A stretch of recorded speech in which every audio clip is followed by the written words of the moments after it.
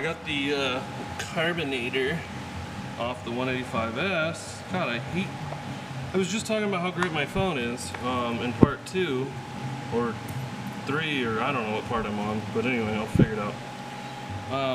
And the shit won't focus randomly. I wonder if it's just I need to clean my smudges on my screen. I don't know.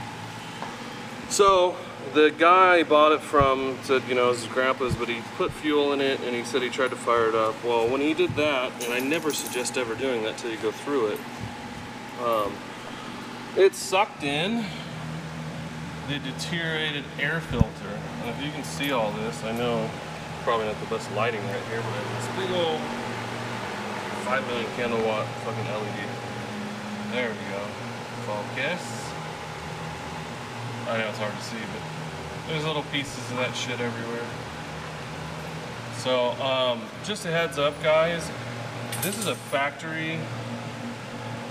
Gosh, let's try wiping you real quick. Bear with me. My first few videos are going to be horrible. You guys are going to hate me.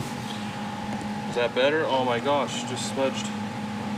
So, these factory 80s Honda carburetors made by Kin Japan are phenomenal. I don't ever advise taking these things off and just buying those like shitty $20 eBay ones. Although if you have like a Chinese pit bike or something, you don't really have a choice. It's what it came with. And if you're replacing it, then it probably tells you the quality. But these things, I always just take them apart and clean them. I mean, if they're that bad, I'll just buy a rebuild kit for like $8, which comes with new needle, main, and pilot jet, bowl, float seat. I mean, the whole works. And these things are just, they were built to last. Even when they sit for 10 years like this one did. I'm gonna crack open this bowl and go through it, and I'll show you guys how bad it is. But I always try to clean these things out as best I can if it's just had water in it and it's really that bad. Unless somebody broke something on it and it's like mechanically just trashed and not worth rebuilding. Well, not worth, but they're always worth rebuilding. But unless it's totally trashed, like somebody broke something, or I don't know, like the butterfly, you know, is worn out inside the bore of the intake and you just can't fix it. I mean, there's no way to do that. Then that makes sense. But other than that, don't go with those eBay shit box carburetors.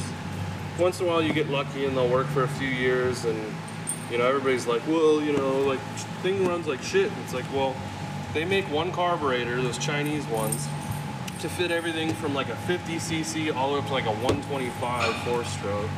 And they're tuned specifically for like sea level, 70cc, and so if you put on like a 125 and you live in Colorado, well, you're gonna have problems. So, yeah, I'm gonna clean this out. I'll show you in the next video, but no Chinese cheapo carbs, guys, please. If you need help, PM me or something. If you not comfortable with cracking one of these open and going through it, I can try to do a better walkthrough. I made how to clean and adjust your carb years ago, and actually that video did really well. I think I had like 500,000 views.